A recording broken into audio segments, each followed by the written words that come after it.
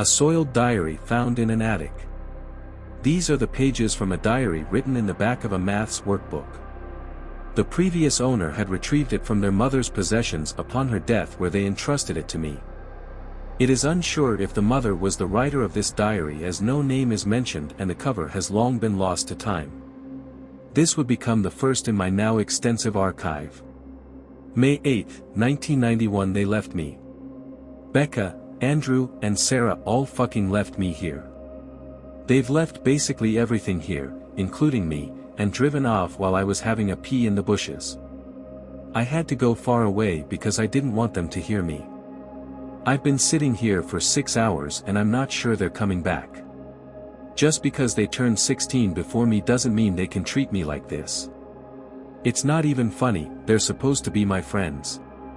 What do I do if they don't come back tonight? Camp? On my own? Like building the tent and everything? God, they had better come back. I'm still just in shock that they could do this to me.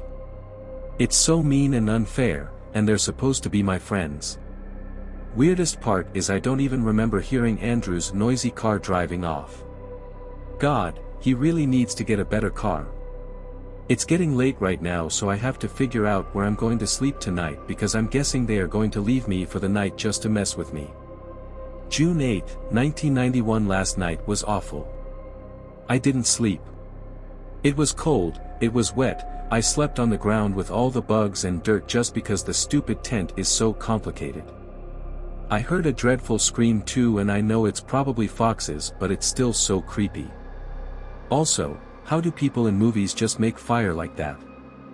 I used all the matches and still couldn't light the pile of sticks I made at all. I found the sparky stick with the metal part, but I don't know what to do with it.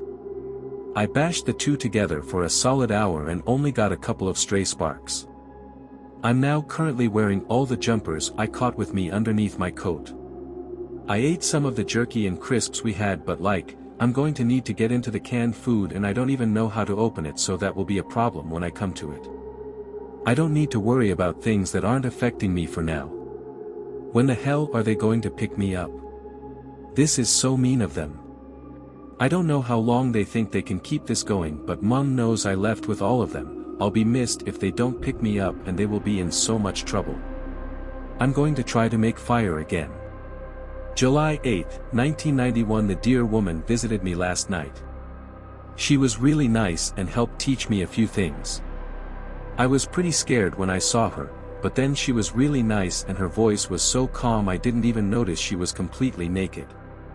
When I saw dear woman I realized just how pretty she is, no shampoo, no conditioner, not even a hint of hairspray, and her hair was perfect, like Julia Roberts.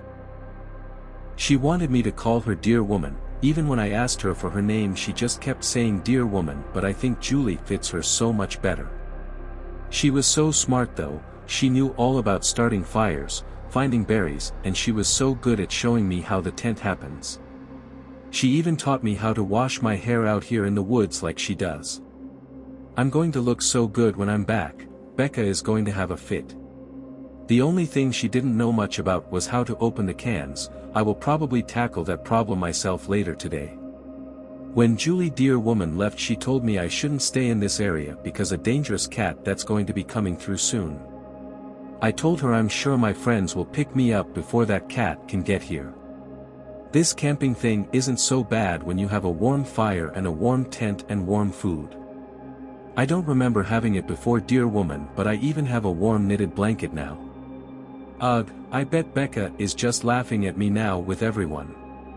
Becca is such a bitch, joke's on her I guess, because of dear woman I'm actually kinda having a nice time. I'm beginning to appreciate the quiet time out here in the woods, like I'm becoming one with nature itself. Also, I feel bad for writing so many swears in my diary yesterday, but I feel like scribbling them out would only betray the genuine emotions I had at that point in time. August 8, 1991. There is a thick fog all around me. I'm so glad that I got carried away while getting wood for the fire because I don't want to go far from the safety of my camp right now. There has been a sinister chittering coming from the fog and I don't like it at all. For a minute I thought that I heard the rumbling of Andrew's ancient Ford groaning its way through the forest. No one came out of the fog, so I decided to just stay in my tent. I even heard the thumping of Dear Woman's hooves coming close to the tent, but something about it felt wrong. Instead of the comforting glow I felt from her before, I now felt a cold dread. I might have believed it was Dear Woman if she hadn't already told me she was heading as far from here as she could. I'm glad I didn't leave the tent and just hid under my blanket. Earlier, when the weather began to clear, I could have sworn I saw a slender silhouette in the distance. It was sliding its way between trees and heading away from me, so I couldn't get a good look, even though the fog was getting lighter. I didn't think they would get me today. Becca and the others are probably going to make this stretch out until Sunday, when I'm expected at home. I wish they would come back sooner, but I doubt it at this point. I have enough wood until tomorrow and the fog has mostly cleared up. Not sure what to do for the next few hours of daylight. September 8, 1991. Last night I met the chittering creatures. They sort of look like badgers, but all black and walking on their hind legs.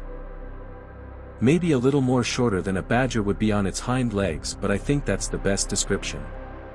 They were just rummaging around my camp late last night, with a couple of them just enjoying the warmth of the fire. When they noticed me watching, they were skittish until I offered them the last of the jerky. These little things loved the jerky. I think they were still hungry, and unfortunately they were just as confused as I am when presented with a can of beans and no can opener. I think I'll name them chitters, after the noise they make. The chitters have a lot of personality, and each one seems to have their own unique quirks. My favorite one being a chitter I've named Munch, because he has a habit of sneaking behind the others to playfully bite their butts before running off immediately. I couldn't stay awake after a while, and seeing the creatures beginning to settle in front of the fire, I decided it was time to go to bed. When I woke up this morning, my new friends had left, but they had left cute stick sculptures strung up around my camp. I think it's pretty, and maybe a thank you from my friends for giving them a nice place to rest and a little snack. They've collected so much firewood as well, so I'm not going to have to worry for the next few days. I'm so lucky to have made such kind friends, even if only briefly. It's evening now, and I think I've finally managed to stab into a can of beef stew, but it's hard to eat with all the noise coming from down the hill. I think it's those foxes again, but I might be wrong, because I swear to God for just a second I saw the face of an old woman deep in the forest earlier. Fuck Becca, but I'm too tired to hate her right now. This has been a lot. October 8, 1991. She's dead. Dear Woman is dead. Her head was left just outside the edge of the camp this morning. She was so nice, I can't even believe something would do this to her. Last night I saw something. It must have been when her head was left, but it was too dark to see the head there. It was lit up by the faint light of my fire. I saw a large cat. Its fur was jet black and moved with an otherworldly glide. The worst part is I thought its face was familiar. I don't know how, but I think it was the face of the old woman I saw the other day. This is getting fucked up, but something is telling me to stay put. There is this instinct to not leave the comfort of this nest I've made for myself, so I think for now I won't. I'm going to dig a grave for Dear Woman's head. It'll be a lot of digging considering her antlers, but she's worth the effort.